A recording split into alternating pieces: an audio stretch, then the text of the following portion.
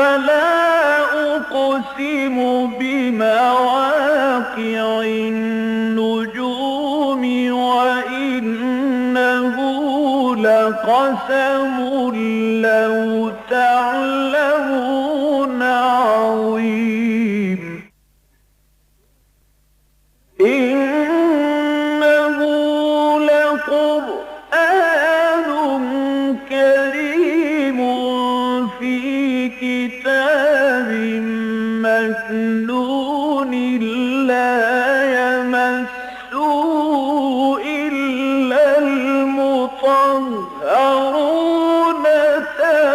تنزيل من رب العالمين.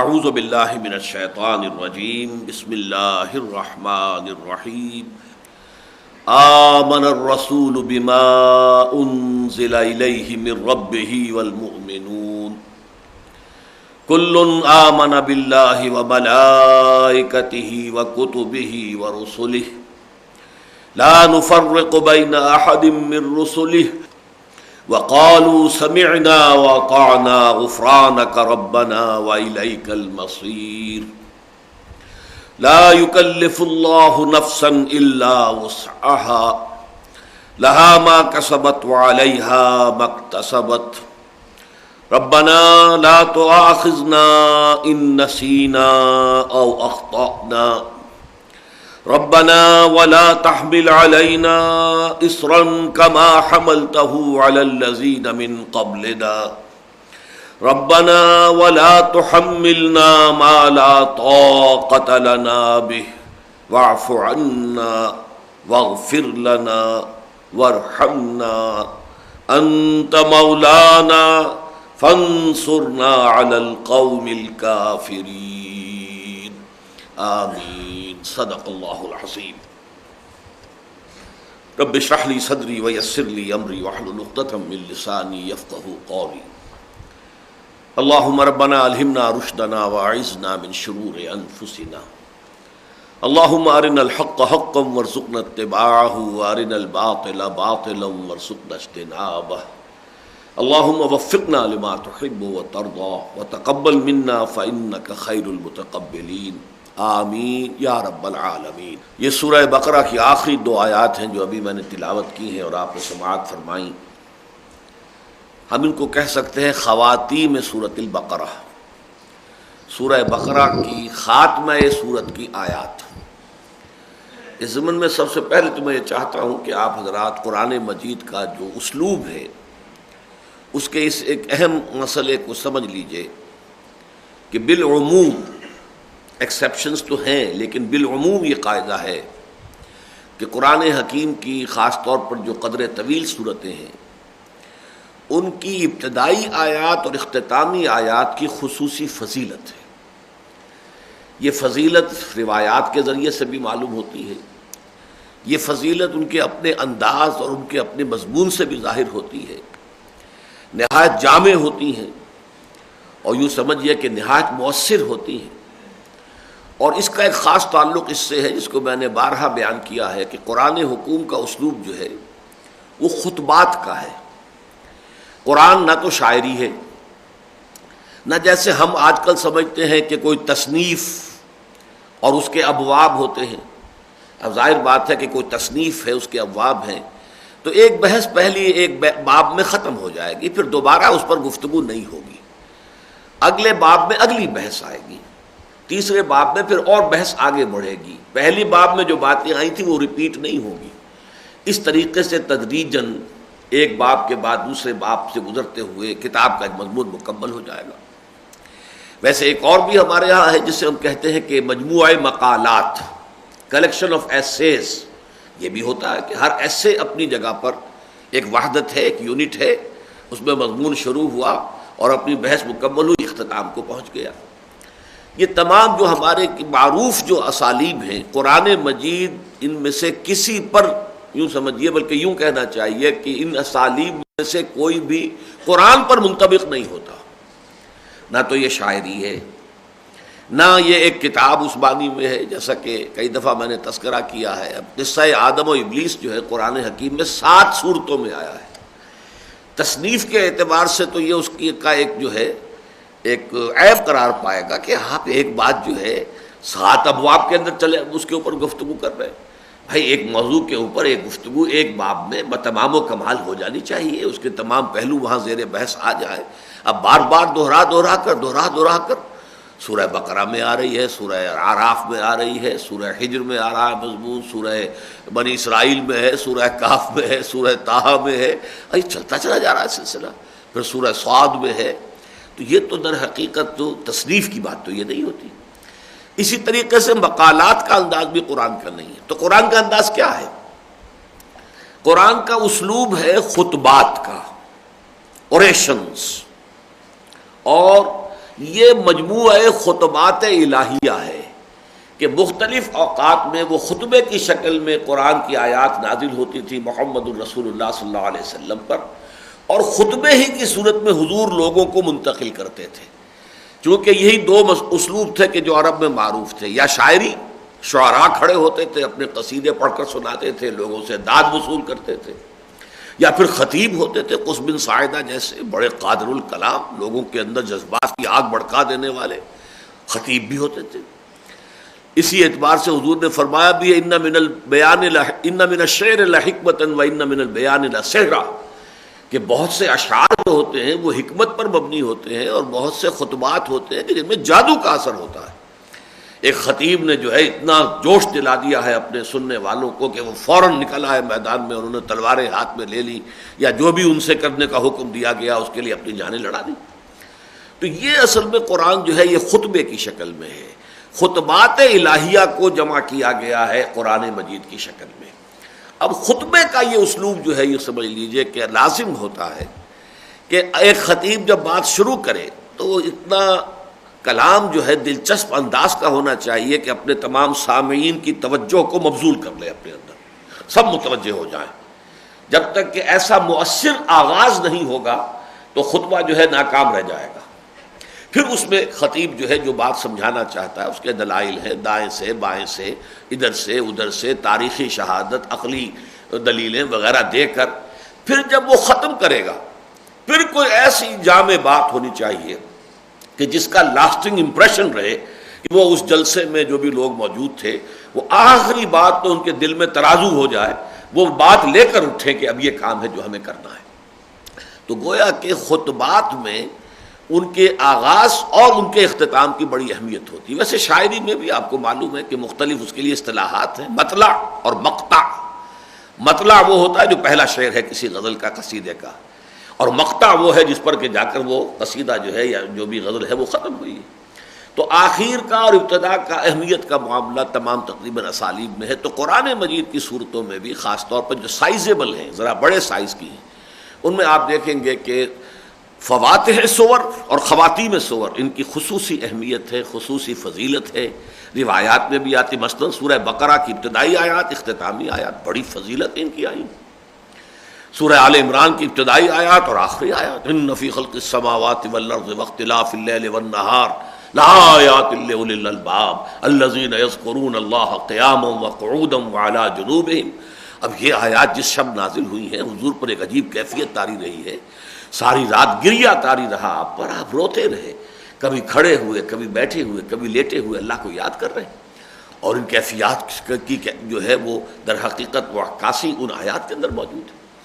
تو اسی طریقے سے یہ جو 2 آیتیں ہیں سورہ بقرہ کی جو ابھی میں نے تلاوت کی ہیں، یہ بھی بڑی ہی فضیلت کی اس میں احادیث بھی آئی ہیں۔ ان کے بارے میں یہ بھی کہا گیا ہے، یہ مستدرک حاکم میں بھی ہے، بیہقی میں بھی روایت ہے کہ یہ عرش اعظم کے نیچے کے خزانے کے 2 اہم موتی ہیں، نہایت خوبصورت موتی ہیں۔ اور بعض روایات میں یہاں تک آیا ہے کہ یہ آپ کو عطا ہوئے تھے حضور صلی اللہ علیہ وسلم کو شب معراج میں، بحیثیت تحفے کے۔ اللہ کے نبی حاضر ہوئے ہیں اللہ کے دربار میں، وہاں پر جو ملاقات ہوئی ہے تو اس کے بعد اللہ تعالیٰ نے اپنے نبی کو تحفے عطا کیے امت کے لیے. تو یہ دو در حقیقت تحفے ہیں جو محمد الرسول اللہ کو شب معراج میں عطا ہوئے ہیں امت کے واسطے. اگرچہ یہ صورت جو ہے یہ مدنی ہے لیکن یہ دو آیتیں اس اعتبار سے مکی شمار ہوگی. اس کو کہ الاتقان میں فی علوم القرآن جو بہت ہی جامع کتاب ہے، انسائکلوپیڈیا ہے، اس میں اس بات کو واضح کیا گیا ہے کہ بقیہ سارا قرآن تو حضور کو آسمان سے اتار کر زمین پر پہنچایا گیا ہے. یہ دو آیتیں وہ ہیں جو حضور کو آسمان پر بلا کر وہاں انہیں عطا کی گئی ہیں. اس حوالے سے ان کی خصوصی فضیلت ہے. ان کے بارے میں یہ بھی آتا ہے کہ حضرت ابن عباس رضی اللہ تعالیٰ عنہ کا قول کہ یہ کل کائنات کی تخلیق سے 2000 سال قبل اللہ تعالیٰ نے بنفس نفیف اپنے دست مبارک سے یہ آیات لکھی. واللہ عالم، ہم ان کیفیات کو جان نہیں سکتے، اللہ کے دست کی کیا کیفیت ہے اور اس کو لکھنے کا کیا مفہوم ہے، لیکن یہ کہ یہ بہرحال ہمارے لیے استعارات ہیں یا ہمیں متشابہات میں شمار کریں گے، لیکن یہ کہ یہ قول بھی ان دو آیات کے بارے میں ہمیں حضرت ابن عباس کا ملتا ہے. اس طرح حضرت علی اور حضرت عمر رضی اللہ تعالی عنہما ان دونوں کے اقوال ملتے ہیں کہ وہ شخص بڑا ہی بدنصیب ہے اور ناسمجھ ہے کہ جو رات کو سو جاتا ہے بغیر ان دو آیات کو پڑھے ہوئے. جس شخص میں بھی ذرا بھی عقل ہوگی وہ رات کو سونے سے پہلے لازماً ان دو آیات کو پڑھے گا. یہ قول بھی ملتا کہ حضور نے فرمایا کہ یہ جو عرش اعظم کے خزانوں کے دو موتی ہیں تم اب خود بھی ان کو اچھی طرح یاد کرو اور اپنی خواتین کو اور بچوں کو بھی یاد کرو، اور گویا کہ یہ عادت ڈال لی جائے کہ ہر شب میں انسان جو ہے سونے سے پہلے ان آیات کو پڑھے. اور ایک یہ معمول آپ نے دیکھا بھی ہوگا کہ مردے کے دفن کرنے کے بعد پھر جب قبر وغیرہ تیار ہو گئی، اوپر پانی کا چھڑکاؤ بھی دے دیتے ہیں، تو پھر یہ بھی ایک معمول ہے کہ کوئی ایک قاری یا حافظ جو بھی ہے وہ کھڑا ہو قبر کے سرہانے کی طرف اور سورہ بقرہ کی جو ابتدائی آیات ہیں الف لام میم ذالک الکتاب لا ریب فیہ ھدی للمتقین الذین یؤمنون بالغیب ویقیمون الصلاۃ ومما رزقناہم ينفقون والذین یؤمنون بما انزل الیک وما انزل من قبلک وبالآخرۃ ھم یوقنون اولئک علی ھدی من ربہم واولئک ھم المفلحون. اس کی تلاوت کرے. اور کوئی دوسرا شخص جو ہے قبر کے پائنتی کی طرف یعنی میت کے قدموں کی طرف کھڑا ہو کر پھر وہ یہ دو آیات جو ہے آمن الرسول بما انزل الیہ من ربہ والمؤمنون یہاں سے لے کر اور اگلی آیت کے اختتام تک. تو یہ بھی روایت ہے اور اس میں بڑا ایک حسن قائم ہو جاتا ہے اصل میں کہ ان ابتدائی آیات میں بھی ایمان کے اجزاء کا ذکر ہے کہ ایمان بالغیب ہے، پھر یہ کہ ایمان ہر اس شے پر ہے جو محمد صلی اللہ علیہ وسلم پر نازل ہوئی اور ہر اس شے پر جو آپ سے پہلے نازل کی گئی، پھر خاص طور پر آخرت پر ایمان تو یقین کے درجے کا ہونا چاہیے. اسی طریقے سے اسی ایمان کے تذکرے سے یہ آیت شروع ہو رہی ہے آمن الرسول بما انزل الیہ من ربہ والمؤمنون کل آمن باللہ وملائکتہ وکتبہ ورسلہ. تو اس اعتبار سے ایک معنوی ربط بھی ان دونوں مقامات کے مابین ہے. بہرحال یہ میں نے چند باتیں آپ کے گوش گزار کی ہیں ان دو آیات کی فضیلت کے ضمن میں خاص طور پر. اب آئیے ہم ان کا مطالعہ کرتے ہیں.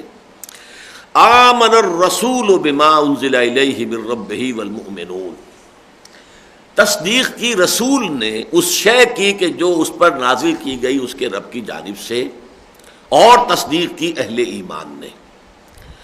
یہاں بڑا ایک اہم مسئلہ زیر بحث ہے اور وہ یہ ہے کہ یہ تصدیق کی اصل بنیاد کیا ہوتی ہے. پہلی بات تو یہ کہ یہ آیت اس اعتبار سے بڑی ہمارے دل کو لگنے والی آیت ہے کہ اس میں حضور کے لیے بھی یہ کہ حضور بھی ایمان لائے ہیں. اصل میں تو ایمان جو ہے وہ حضور پر ایمان ہے، ہم حضور پر ایمان رکھتے ہیں صلی اللہ علیہ وسلم، لیکن یہ کہ یہ مرحلہ حضور پر بھی آیا ہے، حضور بھی ایمان لائے ہیں. اور قرآن مجید میں بعض مواقع پر کہا گیا آپ کے کہہ دیجئے انا اول المؤمنین انا اول المسلمین، سب سے پہلا ایمان لانے والا تو میں ہوں. اور ایمان کے جو لفظی معنی ہے جبکہ اس کے ساتھ تعدیہ جو ہے با کے ساتھ ہو یا لام کے ساتھ ہو، ورنہ اگر بغیر مجرد ان کے حروف جار کے بغیر اگر آئے گا پریپوزیشنز نہیں ہوں گی تو ایمان کے معنی امن دینا ہے، کسی کو امن دینا، امن عطا کر دینا. اسی معنی میں مومن جو ہے اللہ کے ناموں میں المومن، امن عطا فرمانے والی ذات، وہ ذات کے جو لوگوں کو امن عطا کرتی ہے. تو المومن کے معنی ہوں گے امن دینے والا. لیکن جب یہ با آ جاتا ہے یا لام لام میں سرسری طور پر، اور با جو ہے وہ ہے یقین اور وثوق اور گہرائی کے ساتھ، تو اس کے معنی ہوتے ہیں تصدیق، پورے یعنی سمجھئے کہ قلب کی گہرائی سے کسی شے کی تصدیق کرنا. تو یہ ایمان با، ایمان باللہ، ایمان بالرسول، ایمان بالآخرہ، ان چیزوں کی تصدیق کرنا پورے قلب کی گہرائی کے ساتھ، شعور کی گہرائیوں کے ساتھ. اب یہاں سوال آیا کہ آمن الرسول بما انزل الیہ من ربہ والمؤمنون، تو میں یہاں تھوڑی سی گفتگو آج کرنا چاہتا ہوں کہ اس تصدیق کی نوعیت کیا ہے. ظاہر بات ہے کہ تصدیق کی جاتی ہے کسی شخص کی طرف سے کسی بات کی جو کہ خود اسے پہلے سے معلوم ہو. میں آپ کی تصدیق کرتا ہوں، کیا معنی ہے اس کا؟ مطلب یہ ہے کہ جو بات آپ کہہ رہے ہیں وہ میرے علم میں ہے پہلے سے، میں تصدیق کر رہا ہوں. کسی شے کی تکذیب ہوگی، جھٹلایا جائے گا، یا تصدیق ہوگی، تو تصدیق کے لیے تو کچھ نہ کچھ پہلے سے اس مصدق تصدیق کرنے والے کے اندر کوئی شے موجود ہونی چاہیے جس کی بنا پر وہ تصدیق کرتا ہے. وہ کیا شے ہے جو انسان کے اندر ہوتی ہے جس کی بنا پر وہ تصدیق کرتا ہے؟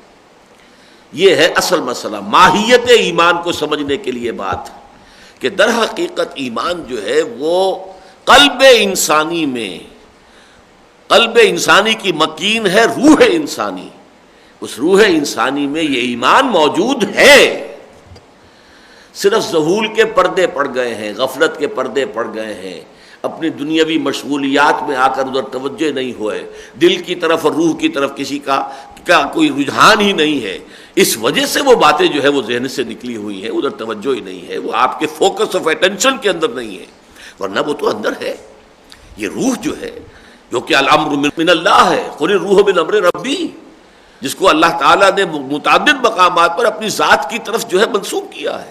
وَنَفَخْتُ فِيهِ مِن رُوحِي، اس میں میں اپنی روح میں سے پھونک دوں. سورہ سجدہ میں بھی وَنَفَخَ فِيهِ مِن رُوحِهِ، اللہ نے اس میں اپنی روح میں سے پھونک دیا. تو اگرچہ ہم اس کے معنی یہ نہیں لیتے کہ اللہ کی روح کا کوئی جز تھا جو آگے آئے، بلکہ یہ کہ اس کی کہتے یہ تشریف، اس کی عظمت اور اس کی ذات باری تعالیٰ کے ساتھ فی الجملہ قرب کی وجہ سے اس کو اللہ تعالیٰ نے اس طریقے سے اپنی ذات کی طرف منسوب کیا ہے.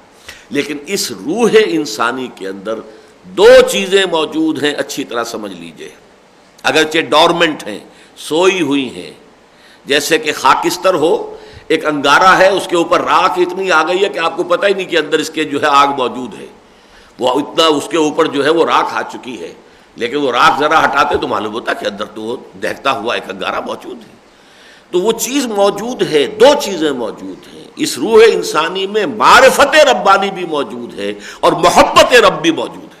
دونوں چیزیں، معرفت کی روشنی، محبت کی حرارت، یہ دونوں چیزیں روح انسانی کے اندر موجود ہیں.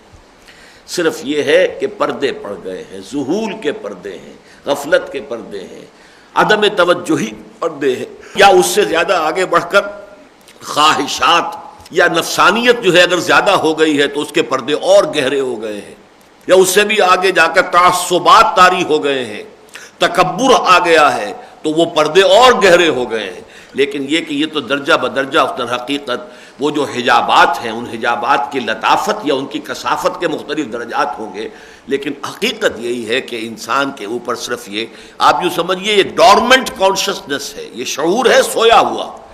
اس سوئے ہوئے شعور کو آ کر قرآن مجید جگاتا ہے. اسی لیے اس کو کہا سورہ نور میں نور علی نور. ایک نور تو وہ ہے جو فطرت انسانی میں، قلب انسانی میں، روح انسانی میں پہلے سے موجود تھا، لیکن وہ دوسرا نور، نور قرآن آیا. وَالنُّورِ الَّذِي أَنزَلْنَا فَآمِنُوا بِاللَّهِ وَرَسُولِهِ وَالنُّورِ الَّذِي أَنزَلْنَا. اس نور نے آ کر اس پہلے نور کو جگا دیا اور اس کو جو ہے ایکٹیویٹ کر دیا ہے. اس طریقے سے نور علی نور. چنانچہ یہی بات حضور کے بارے میں آپ کے علم میں ہے کہ سورہ شورى کے آخر میں فرمائی گئی ہے کہ ما کنت تدری ما الکتاب ولا الایمان. جہاں تک تفصیلی طور پر کتاب اور ایمان کیا ہے اے نبی آپ کے علم میں نہیں تھا. ولیکن جعلناہ نورا، ہم نے اس قرآن کو نور بنایا ہے. نہدی بہ من نشاء من عبادنا، ہم اس کے ذریعے سے اپنے بندوں میں سے جس کو چاہتے ہدایت دیتے. وَإِنَّكَ لَتَهْدِي إِلَىٰ صِرَاطٍ مُسْتَقِيمٍ. اب جب یہ قرآن آپ پر نازل ہو گیا، آپ کے وجود میں سرایت کر گیا، آپ کا باطن اس سے جگمگا اٹھا، منور ہو گیا، اب آپ ہدایت دیں گے نوع انسانی کو. إِنَّكَ لَتَهْدِي إِلَىٰ صِرَاطٍ مُسْتَقِيمٍ. گویا کہ آپ مجسم، آپ بن گئے ہیں وہ لائٹ ہاؤس، وہ روشنی کا مینار کہ جو جہازوں کو راستہ بتاتا ہے اور بتاتا ہے، خبردار کرتا ہے کہ ادھر چٹان ہے، ادھر مت جانا، تو آپ کی حیثیت اب اس مینار نور کی ہے کہ جو نوع انسانی کے لیے ہدایت کا ذریعہ بنے گا۔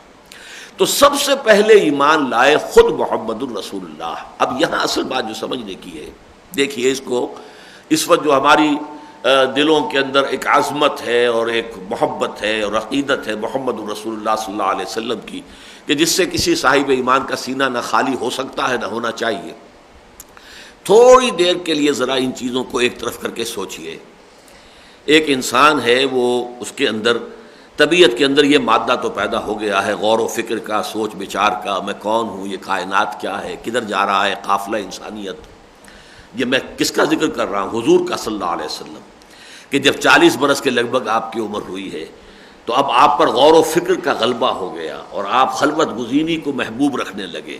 فلما بلغ 40 سنة حبب إليه الخلاء فكان يخلو بغار حراء، اور غار حراء میں جا کر کئی دن کئی رات آپ قیام کرتے تھے۔ یتحنس فیہ، وہاں آپ عبادت کرتے تھے۔ عبادت کیا کرتے تھے؟ شراح حدیث کا کہنا یہ ہے کہ کان صفت تعبدہ فی غار حراء التفکر والاعتبار، غور و فکر، سوچ بچار، میں کون ہوں، یہ کائنات کیا ہے، اس کی حقیقت کیا ہے، یہ قافلہ انسانی کدھر رواں دوا ہے، یہ ظلم کیوں ہے، یہ تعدی کیوں ہے، یہ گندگی میں انسان کیوں ملوث ہو جاتا ہے، غور و فکر کر رہے ہیں۔ اچانک ایک روز جو ہے یہ معاملہ پیش آ گیا، فرشتہ آ گیا۔ اب بتائیے، ایک انسان کے لیے اس وقت اس کا بھی امکان ہے کہ وہ سوچے جیسا کہ مکے والوں نے سوچا، شاید کچھ جن آ گیا ہے، شیطان آ گیا ہے، کوئی بدروح آ گئی ہے۔ وہ کیا شے تھی کہ محمد صلی اللہ علیہ وسلم نے پہچان لیا کہ یہ اللہ کا فرشتہ ہے؟ معلوم ہوا کہ فطرت محمدی کے اندر، نور محمدی کے اندر، روح محمدی کے اندر وہ استعداد موجود تھی، تب آپ کو کوئی اشتباہ نہیں ہوا، کسی شک و شبے میں آپ مبتلا نہیں ہوئے۔ آپ نے یہ نہیں سمجھا کہ یہ کوئی آسیب ہے، آپ نے ہرگز یہ نہیں سمجھا کہ یہ تو کوئی جن آ گیا، شیطان جن ہے، نہیں، یہ ہے اندر کی گواہی۔ اسی کو سمجھ لیجئے کہ یہ ہے اصل جان ایمان کی۔ اب ہم بھی جو ایمان لاتے ہیں، ایک تو یہ ہے کہ ہم نے قرآن پڑھا، مان لیا، کوئی والدین سے سنا ہے، اللہ، رسول، آخرت، جنت، دوزخ، یہ سن لیا، مان لیا ہے، لیکن یہ پر آپ کا ذاتی تصدیق کا مرحلہ کب آئے گا؟ جبکہ آپ کو اپنے اندر سے گواہی معلوم ہو کہ واقعی یہ صحیح ہے، وہ تصدیق ہوگی اصل میں تو، کہ آپ کے اندر سے کسی شے نے اس کی گواہی دی ہے۔ اور یہ در حقیقت تبھی ہوگا جب وہ روح کچھ بیدار ہو۔ اگر وہ سوئی پڑی ہے، مردہ ہے، بالکل یوں سمجھیے کہ اس کے اندر دم ہی نہیں ہے، بے دم ہو چکی ہے، بے سدھ ہو چکی ہے، تو کیا ہوگا؟ کچھ بھی نہیں۔ لیکن اگر وہ بیدار ہے، اس کو کسی طریقے سے بیدار کیا گیا ہے، تو پھر یہ ہے کہ وہ اندر سے گواہی دے گی کہ ہاں یہ صحیح ہے۔ اس کو میں خالص فزیکل لیول پر بھی آپ کو بتاتا ہوں کہ جیسا کہ میں نے بارہا یہ مثال دی ہے کہ کسی شخص کو 1000 آدمی بتاتے ہیں کہ یہ جو چینی ہے میٹھی ہوتی ہے، میٹھی ہوتی ہے، میٹھی ہوتی ہے، فرض کیجئے اس نے کبھی چکھی نہیں ہے، وہ کیا کہے گا؟ ہاں بھائی میٹھی ہوگی، ضرور ہوگی، لازماً ہوگی۔ جب 1000 آدمی کہہ رہے ہیں تو خواہ مجھے کائے کو دھوکہ دیں گے، کیوں جھوٹ بولنا چاہیں گے، کیوں جھوٹ کے اوپر اجماع کریں گے؟ یقیناً میٹھی ہوگی، لیکن ہوگی سے آگے نہیں جا سکتا۔ البتہ جب وہ چینی اپنے منہ میں رکھ کر چکھ لیتا ہے تو کہتا ہے میٹھی ہے۔ اب یہ ہوگی سے ہے بدل گیا، یہ ہے وہ تصدیق اندر سے جو ہو رہی ہے۔ اگر آپ کا اپنے جو ٹیسٹ بڈز جو ہیں وہ اگر اس وقت جو ہے سوئے ہوئے ہیں، وہ بے حس ہیں، وہاں کوئی انجیکشن لگا دیا گیا ہے، کوئی دوا لگا دی گئی ہے جس کی وجہ سے ان کی حس مردہ ہو گئی ہے، اب بھی آپ نہیں کہیں گے۔ لیکن اگر وہ آپ کے ٹیسٹ بڈز جو ہیں وہ صحیح ہیں، چاق و چوبند ہیں، کام کر رہے ہیں، اب اندر سے آپ کو گواہی ملے گی کہ ہاں یہ چینی میٹھی ہے۔ یہ کیفیت جب تک نہیں ہوتی ہمیں حاصل، اس وقت تک ایمان حقیقی ہمارے پاس نہیں ہے۔ بہت پیارا شعر ہے علامہ اقبال کا، مجھے بہت جو پسند ہے ان کے اشعار، ان میں سے ایک یہ ہے: تو عرب ہو یا عجم ہو تیرا لا الہ الا، لغت غریب جب تک تیرا دل نہ دے گواہی۔ عربی زبان سے واقف ہو جانا جو ہے وہ کافی نہیں ہے، وہ تو سارے عرب جو ہیں ان کی مادری زبان ہے۔ عرب ہو یا عجم ہو تیرا لا الہ الا، یہ لا الہ الا اللہ جو ہم کہتے ہیں محمد الرسول، یہ لغت غریب اجنبی زبان ہے، بس ٹھیک ہے ہم نے کچھ یاد کر لیے ہیں۔ جیسے ان ہی الا اسماء سمیتموہا انتم وآباؤکم، جیسے ان بت پرستوں نے کچھ نام یاد کر لیے تھے، ان کے آباء و اجداد نے رکھ دیے تھے، لات عزیٰ منات، وہ اپنے آباء و اجداد کی تقلید کے طور پر انہیں مان رہے تھے. ما وجدنا علیہ آباءنا، ہم نے اپنے آباء و اجداد کو اسی پر پایا تھا.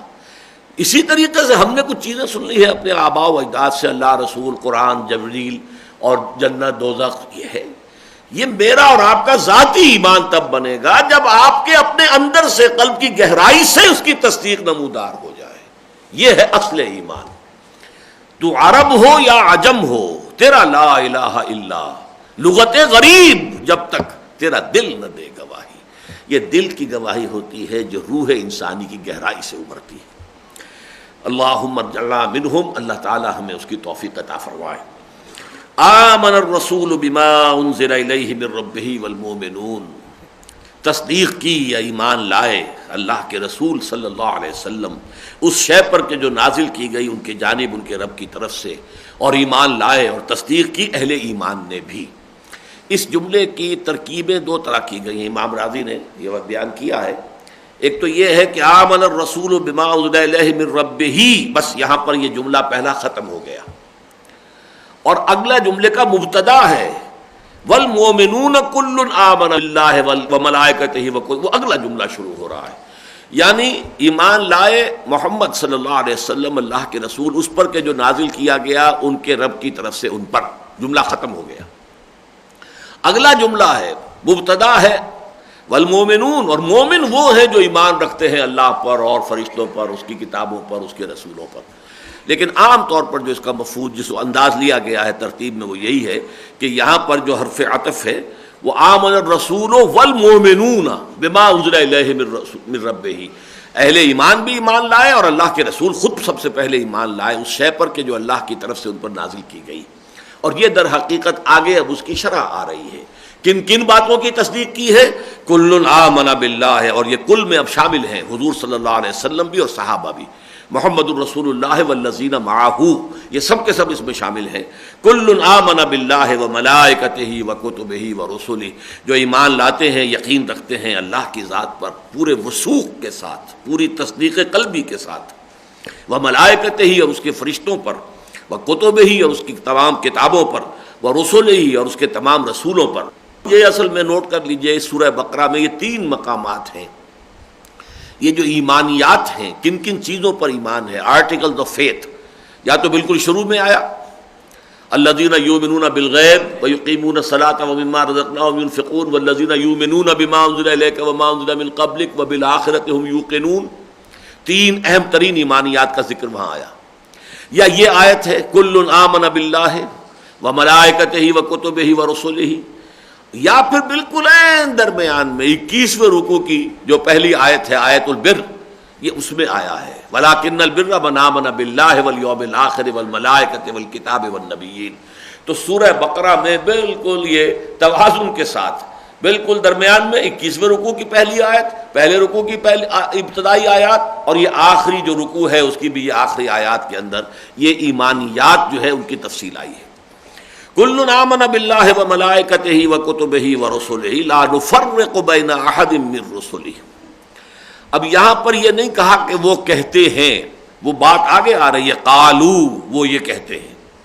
لیکن یہاں جو ہے اس طریقے سے اسے ساتھ جوڑا گیا ہے کہ تاکہ یہ ایمان بالرسالت کا جزو لازم سمجھا جائے، اس میں حرف عطف کی وجہ سے کوئی مغایرت نہ آ جائے، اور درمیان میں یہ کہ یہ وقالو یہ قول ان کی طرف سے نہ ہو، بلکہ یہ گویا کہ انہی ایمانیات کا ایک جزو لازم ہے کہ لا نفرق بین احد من رسلہ، ہم ہرگز تفریق نہیں کرتے اس کے رسولوں میں سے کسی ایک میں بھی. اس کا مطلب کیا ہے؟ تفریق اور تفضیل میں زمین و آسمان کا فرق ہے. تفریق بین الرسل یہ ہے کہ کسی کو مانے کسی کو نہ مانے. اب یہودی سب کو مانتے ہیں سوائے حضرت عیسیٰ اور حضرت محمد کے صلی اللہ علیہ وسلم علیہ الصلوۃ والسلام، لیکن یہ کفر ہو گیا. عیسائی سب کو مانتے ہیں اور حضرت عیسیٰ کو مانتے، حضور کو نہیں مانتے، کفر ہو گیا. ایک رسول اور ایک نبی کا کفر بھی کفر ہے. یہاں پر کوئی تفریق جو ہے جائز نہیں ہے. یہاں تک کہ اجمالاً ہم اس کو مانتے ہیں کہ بے شمار رسول اللہ نے بھیجے ہیں، بے شمار انبیاء بھیجے ہیں، 313 رسول اور 1,24,000 نبی، اور لیکن اگرچہ ہم تعین کے ساتھ تو صرف انہی کو نبی اور رسول مانتے ہیں جن کا ذکر قرآن میں آیا ہے، لیکن اصولاً ہم جانتے ہیں کہ اور بھی بہت سے رسول آئے ہیں۔ فَمِنْهُمْ مَنْ قَصَصْنَا هُمْ عَلَيْهِ مِنْ قَبْلُ وَمِنْهُمْ لَمْ نَقْصُصْهُمْ عَلَيْكَ، اے نبی ہم نے وہ بھی رسول اور نبی ہے جن کا ذکر آپ کے سامنے کیا ہے پہلے، اور ایسے بھی ہے جن کا ذکر نہیں کیا ہے۔ بہت سے رسول ہیں، اور کسی بھی دوسرے شخص کے بارے میں گمان ہو سکتا ہے کہ شاید وہ رسول ہوں۔ کوئی مسلمان یہ کہے کہ گوتم بدھ بھی ہو سکتا ہے کہ رسول ہو، تو یہ کہنے کا حق حاصل ہے۔ کوئی اگر یہ سمجھے کہ کنفیوشس ہو سکتا ہے کہ رسول ہو، اس کو کہنے کا حق حاصل ہے۔ اگر کوئی شخص یہ کہے کہ کرشن جی مہاراج جو ہو سکتا ہے کہ نبی ہو، کہنے کا حق حاصل ہے۔ یقین سے نہیں کہہ سکتے ہم، یقین سے ہم صرف یہ کہیں گے کہ وہ جن کا ذکر قرآن مجید میں ہے، جن کے اسماء گرامی آ گئے، وہ اللہ کے نبی، اللہ کے رسول ہیں۔ ان میں سے کسی ایک کی بھی نفی کر دینا جو ہے وہ کل کی نفی ہے، یہ ایک وحدت ہے۔ اسی لیے قرآن مجید میں آیا ھذا امتکم امۃ واحدہ، یہ تمہاری ایک امت ہے اور یہ امت واحدہ ہے۔ اس امت واحدہ میں سے ایک کی نفی سب کی نفی ہو جائے گی۔ اس لیے لا نفرق بین احد من رسلہ، ہم تفریق نہیں کرتے۔ فرق اسی کو کہتے ہیں علیحدہ علیحدہ کر دینا، کسی چیز کو پھاڑ دینا، بیچ میں سے علیحدہ علیحدہ کر دینا۔ یہ فرق جیسے کہ سمندر پھٹا تھا، کان کل فرق کا طود العظیم، تو دونوں حصے پھٹ کر جو ہیں وہ چٹان کے مانند پانی کے کھڑے ہو گئے تھے۔ اس اعتبار سے فرق کے معنی علیحدہ کر دینا۔ البتہ تفضیل یہ ہے جس کا کہ خود اسی سورہ مبارکہ میں ہم پڑھ چکے ہیں، 3 پارے کی پہلی آیت، تلک الرسل فضلنا بعضهم علی بعض، ان رسولوں میں سے بعض کو بعض پر ہم نے فضیلت دی ہے۔ فضیلت مطلقہ محمد الرسول اللہ صلی اللہ علیہ وسلم کی، اگرچہ آپ نے اس کو آپ حکمت تبلیغ کہیں یا حضور صلی اللہ علیہ وسلم کا تواضع ہے، انتہائی تواضع ہے کہ وہ کہتے ہیں کہ مجھے یونس ابن متیٰ پر بھی فضیلت مت دو، آپ کا یہ حکم ہے۔ ہم خواہ جو ہے وہ دوسرے نبیوں کے اوپر حضور کی فضیلت جو ہے اس کا ذکر کرتے ہیں، بیان کرتے ہیں، یہ حضور کے حکم کی خلاف ورزی ہے۔ وہ یہ نہیں چاہتے کہ آپ لوگوں کو حضرت موسیٰ پر حضور کی فضیلت کو آپ بیان کرتے رہیے۔ یہودی جو ہے وہ خامخواہ ایک انقباض محسوس کرے گا، آپ کی بات ہی نہیں سنے گا۔ کیا ضرورت ہے؟ عطر آنس کے خود میں بویت، نہ کہ عطار میں بویت۔ عطر تو وہ ہے کہ جو خود ہی خوشبو اپنی دے رہا ہے، معلوم ہے کہ یہ خوشبو ہے، اس کے اندر یہ عطر ہے، تو عطار کے کہنے سے کیا ہوگا؟ اگر اس کے اندر عطر میں خوشبو ہی نہ ہو تو عطار صاحب چاہے کتنا ہی اس کے قلابے ملاتے رہیں، یہ اتنا عمدہ ہے اور اتنا اعلیٰ ہے، آپ نہیں مانیں گے۔ لیکن وہ تو خود جو ہے اپنی خوشبو دے رہا ہے۔ تو حضور کا مقام اتنا اونچا ہے، اتنا بلند ہے کہ اس کو بیان کرنے کی ضرورت ہی نہیں۔ جیسے ذات باری تعالیٰ حمید ہے، از خود محمود ہے، کوئی حمد کرے نہ کرے آپ سے آپ اس کی حمد ہو رہی ہے، اس قدر بلند و بالا ہستی ہے۔ ایسے ہی انبیاء اور رسل میں حضور کا مقام ہے کہ آپ کو کسی حمد کی حاجت مشاطہ نیست، صورت دل آرام را، کوئی ضرورت نہیں۔ لیکن یہ کہ اصولاً ہم مانتے ہیں کہ فضیلت مطلقہ محمد الرسول اللہ صلی اللہ علیہ وسلم کو، البتہ جزوی فضیلتیں بعض کو بعض پر ہیں۔ کلم اللہ موسیٰ تکلیما وآتینا داؤد زبورا، مختلف جگہ پر مختلف انداز میں مختلف نبیوں کے کچھ خصائص ہیں جن کا بیان ہوا ہے۔ حضرت ابراہیم کو واتخذ اللہ ابراہیم خلیلا، اللہ نے انہیں اپنا خلیل بنا لیا۔ حضرت موسیٰ سے ایسے کلام کیا جیسے کلام کیا جاتا ہے اس زمین پر رہتے ہوئے۔ شب معراج میں تو حضور سے بھی مخاطبہ اور مکالمہ ہوا، لیکن زمین پر رہتے ہوئے اور پردے کی اوٹ سے، صرف یہ کہ اللہ کو دیکھا نہیں ہے لیکن آواز اللہ ہی کی تھی، وہ کلام اللہ ہی کا تھا۔ یہ خاص فضیلت ہے حضرت موسیٰ علیہ السلام کی۔ تو فضیلت کے اندر کوئی شک و شبہ نہیں، البتہ تفریق جو ہے وہ کفر ہے۔ اسی کا ایک عکس سمجھ لیجئے صحابہ کے بارے میں ہے۔ صحابہ میں بھی تفضیل ایک دوسرے پر کوئی حرج نہیں، لیکن تفریق، بعض صحابہ کو ماننا بعض کو نہ ماننا، بعض سے محبت کا ہونا اور بعض سے اپنے دلوں کی محبت سے خالی کر لینا، یہ بہت بڑی گمراہی ہو جائے گی۔ سب کے ساتھ محبت، سب کا احترام، سب کے بارے میں یہ یقین کہ وہ سب معصوم تو نہیں تھے، لیکن یہ کہ اللہ تعالیٰ کی طرف سے ان کو ایسی ایک حفاظت حاصل تھی کہ بدنیتی کا ان کی طرف ہم جو ہے اس کی نسبت نہیں کر سکتے، خطا اجتہادی ہو سکتی ہے۔ تو محبت ہو ان کے ساتھ، ان کی عظمت ہو، اور اس کو جیسا کہ من احبہم فبحبی احبہم ومن ابغضہم فببغضی ابغضہم، جو بھی ان سے محبت کرتا ہے، حضور فرماتے ہیں وہ میری محبت کا عکس ہے در حقیقت، کہ چونکہ وہ میرے صحابہ اس لیے محبت کر رہے ہیں، اور اگر کوئی ان سے بغض رکھتا ہے تو وہ میرے بغض کی وجہ سے ہے، انہیں اصل دشمنی مجھ سے ہے، مجھ پر اپنا وہ بغض نکال نہیں سکتے تو میرے صحابہ پر نکالتے ہیں۔ تو وہی معاملہ وہاں بھی ہوگا، تفضیل بین صحابہ یہ صحیح ہے۔ افضل البشر بعد الانبیاء بالتحقیق ابو بکر صدیق، ان کے بعد حضرت عمر، پھر حضرت عثمان، پھر حضرت علی، پھر 6 باقی جو ہیں عشرہ مبشرہ میں سے، پھر یہ کہ جو بھی اصحاب بدر میں سے ہیں باقی، پھر جو بھی اصحاب بیعت ہیں، اصحاب شجرہ بیعت رضوان میں جو شامل تھے، پھر وہ جو فتح مکہ سے پہلے ایمان لائے، پھر وہ جو فتح مکہ کے بعد ایمان لائے، یہ درجات ہیں۔ تو فرمایا کل آمن باللہ وملائکتہ وکتبہ ورسلہ لا نفرق بین احد من رسلہ۔ اس کو ذرا نوٹ کیجئے اس اسلوب کو کہ یہاں واو یا قالو کچھ نہیں لایا گیا تاکہ بالکل دفعتاً یہ شیء معلوم ہو جائے کہ ایمان بالرسل کا یہ لازمی جزو لا ینفک ہے، لا نفرق بین احد من رسلہ۔ وقالوا، اب آ گیا وقالوا سمعنا واطعنا غفرانک ربنا والیک المصیر۔ ایک تو ان کا ایمان اور تصدیق ہے، ایک ان کا طرز عمل ہے۔ وہ کیا ہے؟ وہ فوراً کہتے ہیں قالوا سمعنا واطعنا، پروردگار ہم نے سنا تیرا کلام اور ہم نے اطاعت قبول کی، ہم نے تسلیم کیا، بدل و جان تسلیم ہے تیرا ہر حکم۔ وقبلت جمیع احکامہ، یہ جو آتا ہے ایمان مجمل میں آمنت باللہ کما ہوا باسمائہ و صفاتہ وقبلت جمیع احکامہ، میں نے اس کے تمام احکام کو بھی تسلیم کر لیا، قبول کر لیا۔ یہ بھی گویا کہ ایمان کا جزو لازم ہے۔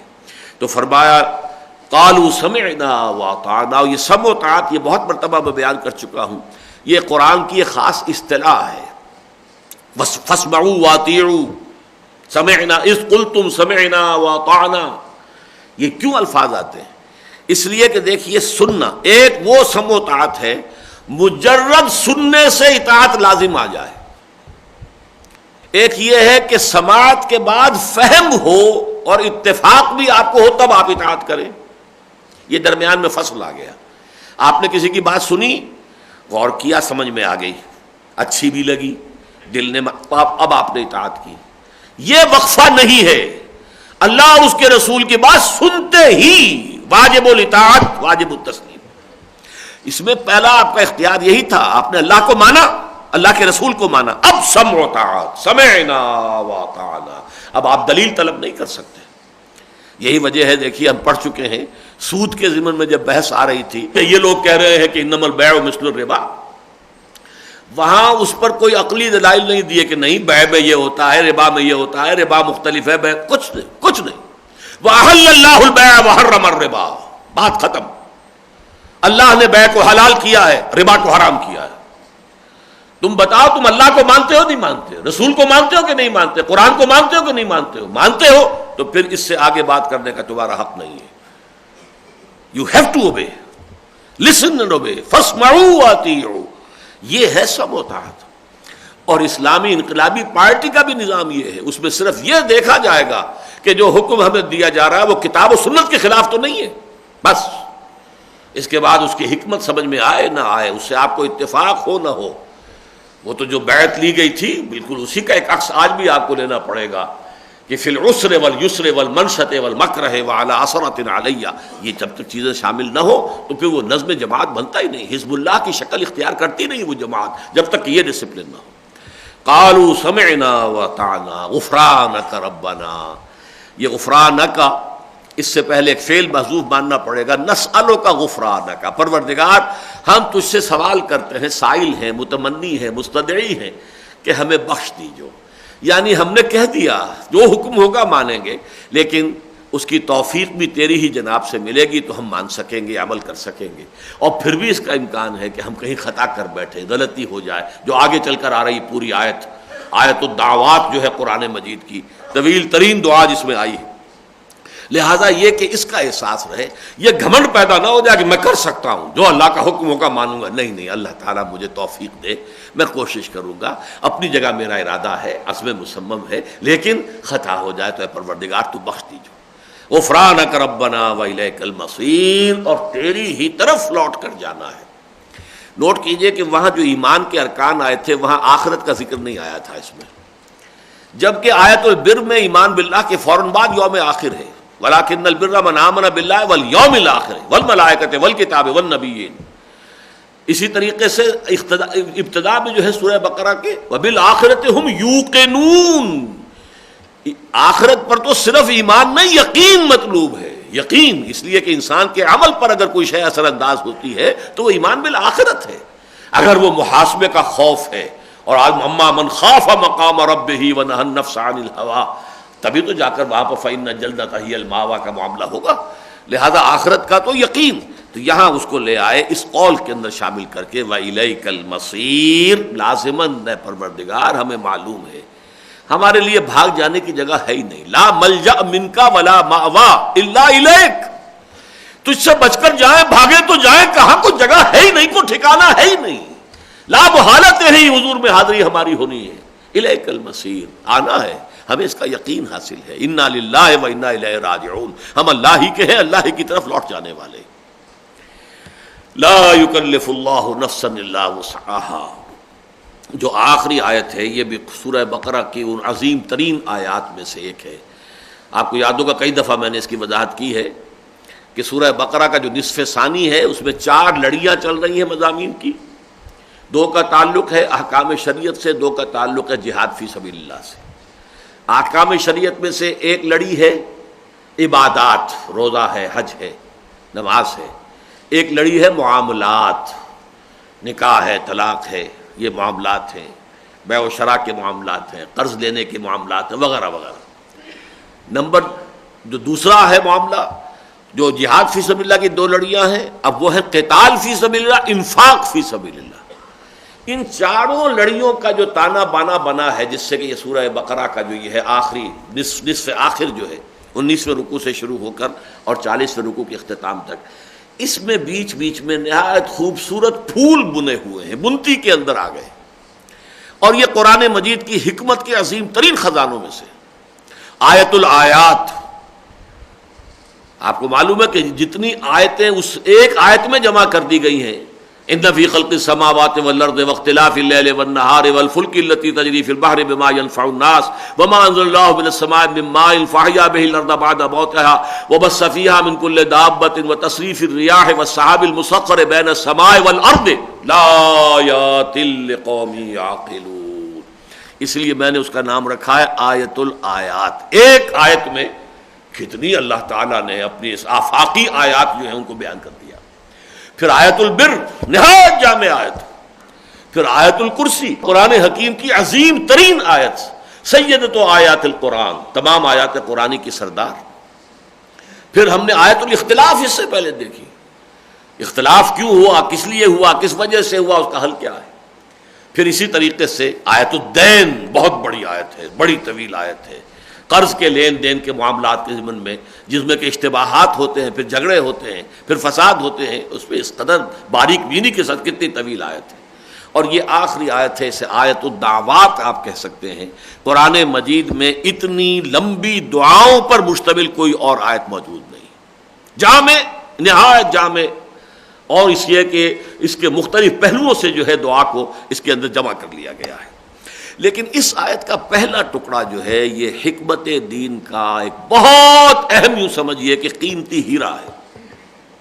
یہی وجہ ہے کہ 6 جگہ یہ قرآن مجید میں مضمون آیا ہے۔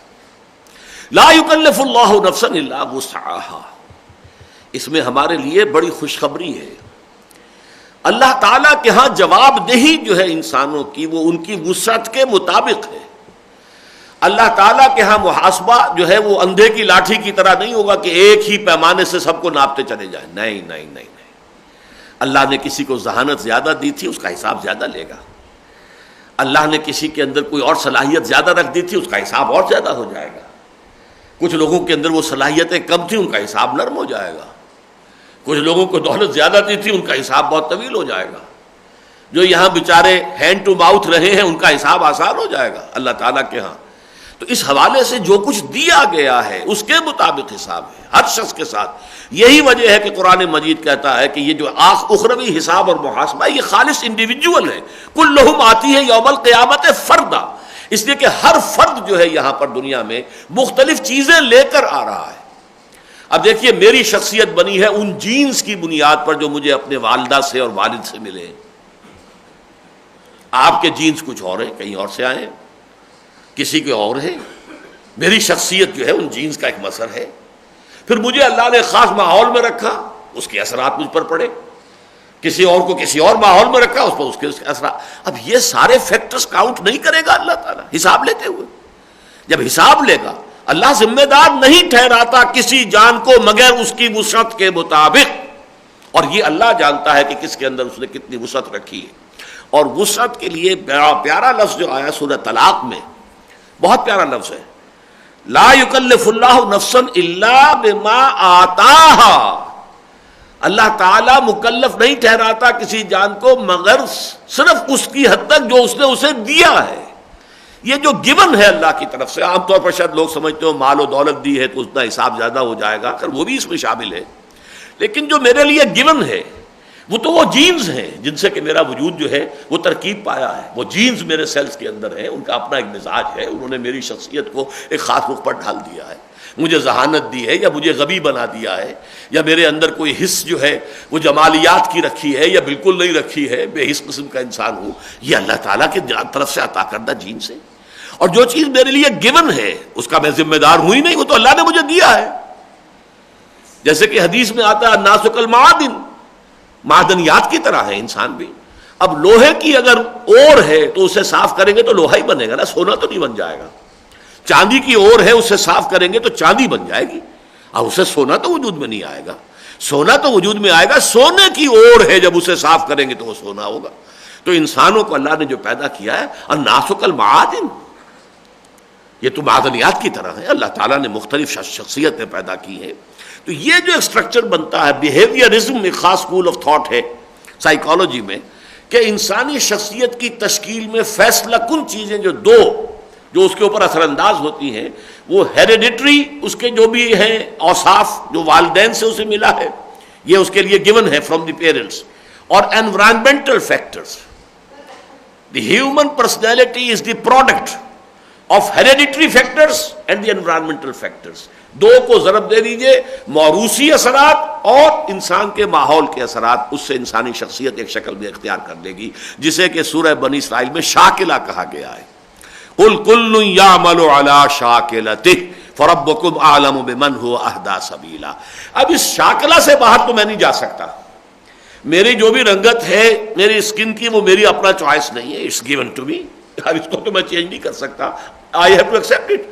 اس کے اوپر نہ میں تعریف کے قابل ہوں، نہ میں اس کی بنا پر کوئی میں مذمت کے قابل ہوں، اللہ نے دیا ہے۔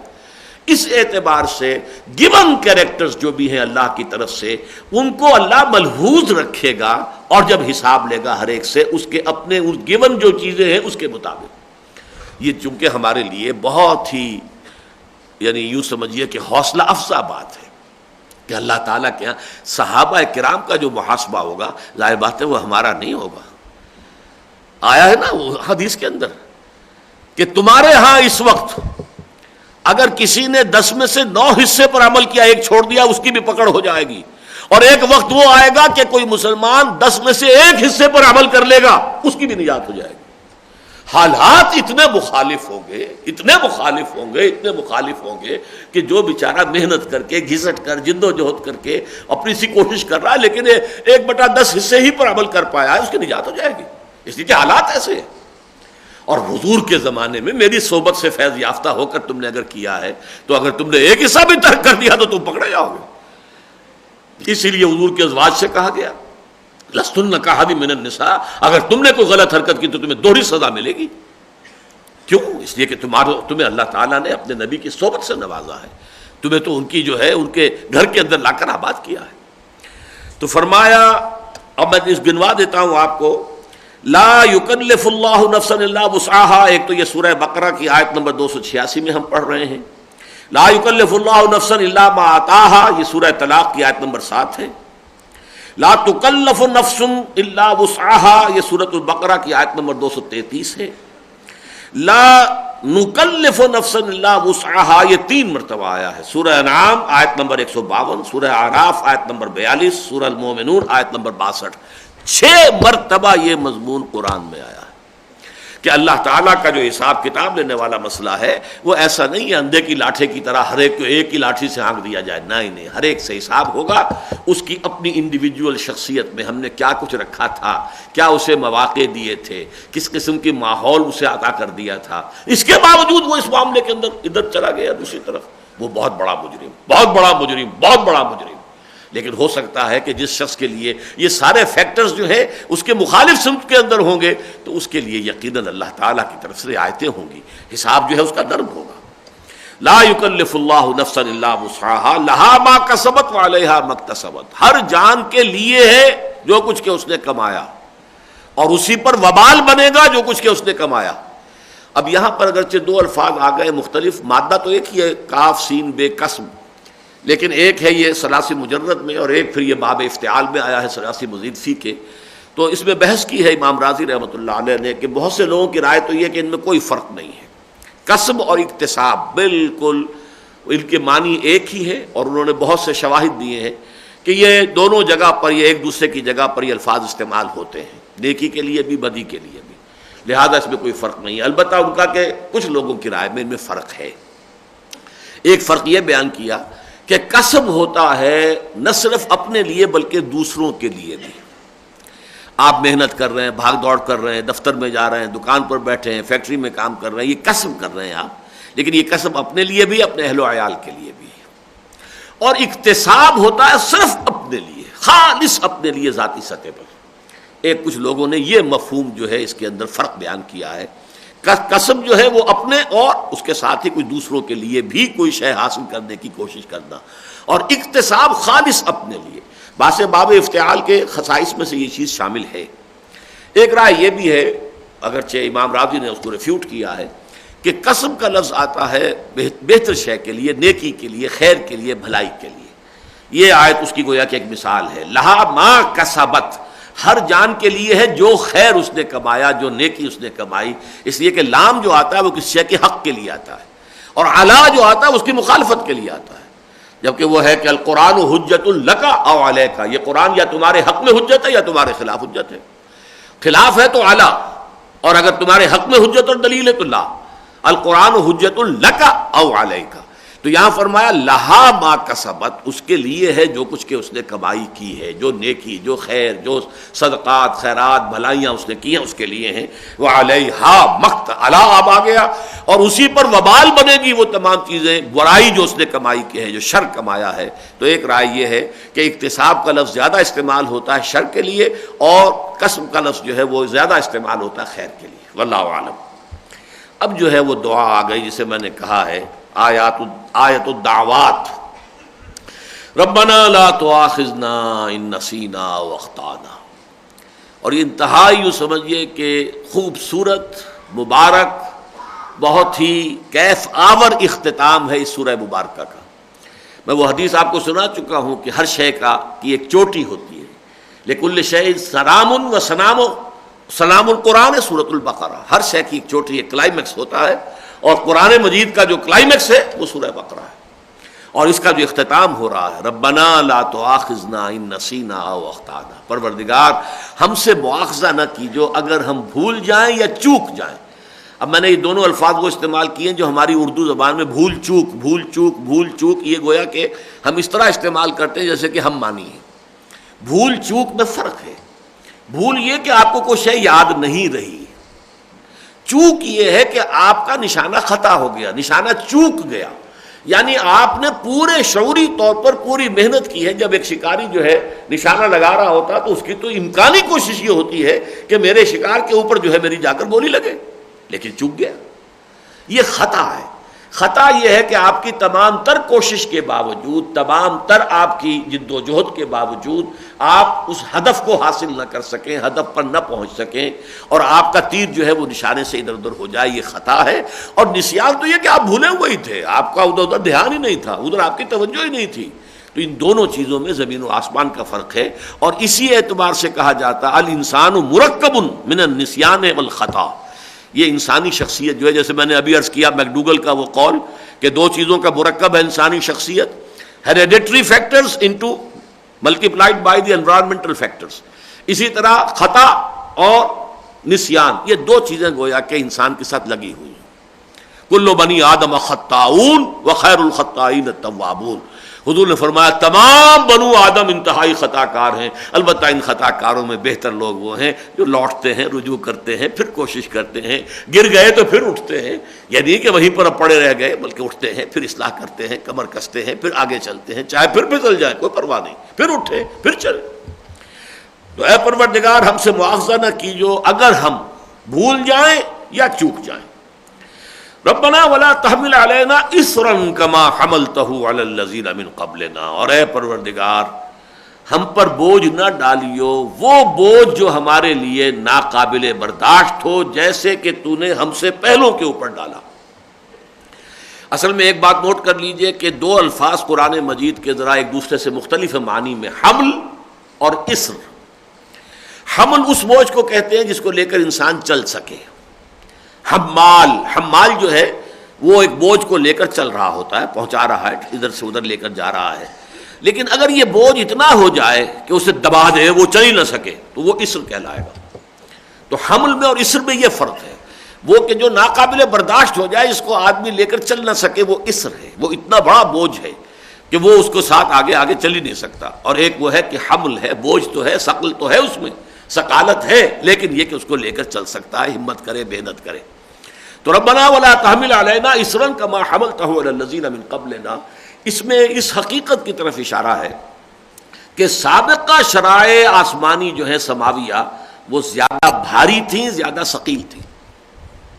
اب دیکھیے مثلا ہفتے کا پورا دن حرام ہے، کوئی کام کرنا حرام. یوم سبت کا یہ حکم تھا. ہمارے ہاں آ کر وہ تھوڑا سا حصہ رہ گیا جمعے کا، اذان سے لے کر اور نماز کی ادائیگی تک، اس میں کاروبار دنیاوی حرام ہے، باقی کھلا ہے. یہود کے ہاں روزے میں رات بھی شامل تھی. جیسے ہی آپ سو گئے روزہ شروع ہو گیا. اب کسی آپ کا سحری کا کوئی تصور نہیں، اب تو اگلے دن سورج غروب ہوگا تو روزہ کھلے گا. یہاں یہ کہ ہمارے ہاں سحری اور سحری کی ترغیب، تاکید، تسحروا فإن فی السحور برکہ، سحری ضرور کیا کرو اس لیے کہ سحری میں برکت ہوتی. تو بہت سے اعتبارات سے جو ہے وہ چیزیں ہماری شریعت آ کر بہت آسان کی گئی ہے. یہ گویا کہ اللہ تعالیٰ کی طرف سے، اور چونکہ یہ سورہ مبارکہ ہم دیکھ چکے ہیں کہ شریعت محمدی علیہ صاحب الصلاۃ والسلام کا جو اصل بلو پرنٹ ہے، جو وہ خاکہ ابتدائی اسی صورت میں تیار ہوا ہے، تو یہاں پر اس کا یہ اصول بھی آ گیا. ربنا ولا تحمل علینا اصرا کما حملتہ علی الذین من قبلنا، پروردگار تو نے پچھلی امتوں پر بہت بوجھ ڈالا، اور اے اللہ ہم پر ویسا بوجھ نہ ڈالیو، ہمارے لیے شریعت کے احکام جو ہے اس کو آسان کر دیجو. ولا تحملنا ما لا طاقت لنا به. اب یہ تو ہو گیا ایک شریعت کے جو عمومی ہے، ایک ہر فرد کا معاملہ بھی ہے. ہم پر بوجھ مت ڈالیو جس کی کہ ہمارے اندر طاقت نہ ہو. اب ظاہر بات ہے کہ یہ بھی اللہ تعالیٰ کی طرف سے ہوتا ہے. کسی بھی شخص کے لیے کتنا بڑا امتحان. جیسے کہ آپ کو معلوم ہے کہ کہاوت ہے، جن کے رتبے ہیں سوا، ان کی سوا مشکل ہے. اور یہ ہماری دنیاوی زندگی ہے ہی امتحان کے لیے. اللہ تعالیٰ نے خلق الموت والحیات لیبلوکم ایکم احسن عملا. اللہ تعالیٰ تمہارا امتحان کرنا چاہتا ہے اس حوالے سے، لیکن وہ امتحان اتنا ہو جتنا کہ میں واقعتاً اس میں کامیاب ہو سکوں. اس سے زیادہ کا بوجھ مجھ پر مت ڈال دیجو. اب حضرت ابراہیم کا امتحان یہاں تک لے لیا کہ 100 برس کا بوڑھا اور 87 برس کی عمر میں دعائیں مانگ مانگ کر جو بیٹا ملا تھا، حکم یہ دیا جا رہا ہے اس کو ذبح کر دو. یہ حکم ابراہیم ہی کو دیا جا سکتا تھا، یہ کسی اور انسان کو نہیں دیا جا سکتا. وَاتَّخَذَ اللَّهُ إِبْرَاهِيمَ خَلِيلًا، یہ مقام انہی کا تھا، اور انہوں نے اس کے اوپر عمل کیا. اپنے طور پر تو کر دیا، اللہ نے بچایا، یہ بات دوسری. تو ہر ایک شخص کی حیثیت کے مطابق پروردگار اس پہ جو بھی ابتلا آئے، جو آزمائش آئے، جو بھی اس پر بوجھ آئے، جو بھی ثقل آئے، وہ ہم میں سے ہر ایک کی استعداد کے اندر، طاقت کے اندر جتنا ہو بس اتنا ڈالیو، تاکہ ہم اس میں ناکام اس وجہ سے نہ ہو جائیں کہ وہ ہماری طاقت سے بڑھ کر. واعف عنا. اب یہ جو الفاظ آ رہے ہیں یہ بہت مرتبہ دروس میں آئے ہیں. عفو کہتے ہیں کسی کی رسی دراز کرنا، اسی لیے یہی الفاظ آئے ہیں. فل لحا، داڑیاں لمبی کرو، بڑھاؤ داڑیاں. تو عفو کہتے ہیں رسی دراز کر دینا، یعنی فوراً گرفت نہ ہو، بس غلطی ہوئی اور فوراً پکڑ لی. نہیں، یہ ہے عفو، درگزر کرنا. اس کا صحیح ترجمہ ہوگا چشم پوشی سے کام لینا. ٹھیک ہے، دیکھ لیا آپ نے کہ غلطی کی ہے لیکن آپ نے گرفت نہیں کی، یہ عفو ہے. واعف عنا واغفر لنا، غلطی بھی ہو گئی، اس کا اعتراف بھی ہو گیا، گرفت بھی آ گئی لیکن پروردگار بخش دیجیے۔ اب یہ ہے غفر، غفر کے معنی ہوتا ہے ڈھانپ دینا، اس لیے مغفر کہتے ہیں، یہ جو خود ہوتا ہے، آہنی ٹوپی جو فوجی لگاتے ہیں اپنے سر پر، پچھلے زمانے میں بھی ہوتی تھی، آج بھی ہوتی ہے، آج بھی گولی سے بچانا ہے سر کو، اور پہلے تلوار کے وار سے بچاتے تھے، تو وہ مغفر کہلاتا ہے، سر کو ڈھانپ لیتا ہے، بچا لیتا ہے تلوار کے وار سے یا گولی سے۔ تو یہ غفر ہے پردہ ڈال دینا، پردہ پوشی اس کا صحیح ترجمہ ہمارے یہاں ہوتا ہے، پردہ پوشی کرنا، ہمارے گناہوں ہماری خطاؤں کی پردہ پوشی کیجو۔ ورحمنا، اس سے بھی اگلا قدم یہ ہے پروردگار ہم پر رحمت فرمائی ہو۔ انت مولانا، تو ہمارا مولا ہے، ہمارا ولی ہے، ہمارا دوست ہے، ہمارا پشت پناہ ہے۔ ان الفاظ سے بعض لوگوں کو مغالطہ ہوا ہے کہ یہ مولانا کسی اور کو کہنا جو ہے وہ شرک ہے، یہ صحیح نہیں ہے۔ لفظ مولا جو ہے عربی زبان میں بہت وسیع مفہوم میں آتا ہے، کوئی بھی ایک رشتہ ہو، تعلق ہو، محبت ہو، پشت پناہی ہو، دوستی ہو، حمایت ہو، اس کے لیے لفظ آ جاتا ہے۔ یہاں تک کہ یہ لفظ مولا آتا ہے آزاد کردہ غلام کے اوپر بھی۔ آپ کا ایک غلام تھا، آپ نے اسے آزاد کر دیا، لیکن وہ آزاد ہو کر بھی اس کا آپ کے ساتھ ایک رشتہ تو رہا نا، کہ آپ سابق آقا تھے، وہ آپ کا سابق غلام تھا، تو اسے مولا کہتے ہیں۔ عن صوبان مولا رسول اللہ صلی اللہ علیہ وسلم، روایت کر رہے ہیں حضرت صوبان کہ جو حضور کے آزاد کردہ غلام تھے، تو مولا تو اس کو بھی کہتے ہیں، لہذا اس میں کوئی حرج نہیں ہے، مولانا وغیرہ کسی کو کہہ دینا کوئی حرج والی بات نہیں ہے، اس لیے کہ یہ لفظ مختلف معنی میں آتا ہے۔ اللہ کے لیے ہم استعمال کرتے ہیں تو ہمارا مددگار، حمایتی، پشت پناہ، ہمارے لیے جو ہے مشکل کشا، یہ تمام الفاظ اس میں آ جائیں گے۔ انت مولانا فانصرنا علی القوم الکافرین، پس ہماری مدد کیجو کافروں کے مقابلے میں۔ یہ ٹکڑا اس آیت کا جو آخری الفاظ ہیں، یہ اس اعتبار سے انتہائی معنی خیز ہے، انتہائی معنی خیز، کہ میں آپ کو بارہا بتا چکا ہوں کہ یہ سورہ بقرہ نازل ہوئی ہے ہجرت کے متصلاً بعد سے لے کر اور غزوہ بدر سے متصلاً قبل تک، گویا کہ اس کے نزول کے بعد اب غزوہ بدر پیش آنے والا تھا، لہذا آخری لفظ جو آ رہا ہے وانصرنا علی القوم الکافرین، اے اللہ اب وہ جو دور آ گیا، تو نے ہم پر قتال بھی فرض کر دیا ہے، قاتلوا فی سبیل اللہ الذین یقاتلونکم، یہ مرحلہ اب آ گیا ہے، تو اب ان کافروں کے مقابلے میں ہماری مدد کیجو۔ ہم دیکھ چکے ہیں 33ویں رکوع میں جو حضرت طالوت کے ساتھی تھے ان کی دعا بھی یہی تھی، ربنا افرغ علینا صبرا وثبت اقدامنا وانصرنا علی القوم الکافرین۔ تو وہ جو جنگ ہوئی تھی طالوت اور جالوت کی، در حقیقت وہی جنگ اب ہونے والی تھی، ابو جہل کی زیر سرکردگی جو ہے کفار اور جو مشرکین مکہ ہیں، اور ادھر محمد الرسول اللہ صلی اللہ علیہ وسلم کی زیر کمان جو صحابہ کرام ہیں، تو وہی الفاظ جو اس دعا کے تھے اسی پر یہ آیت جو ہے وہ ختم ہو رہی ہے، وانصرنا علی القوم الکافرین، اے اللہ ہماری مدد کیجو اب ان کافروں کے مقابلے میں۔ بارک اللہ لی ولکم فی القرآن العظیم ونفعنی وإیاکم بالآیات والذکر الحکیم۔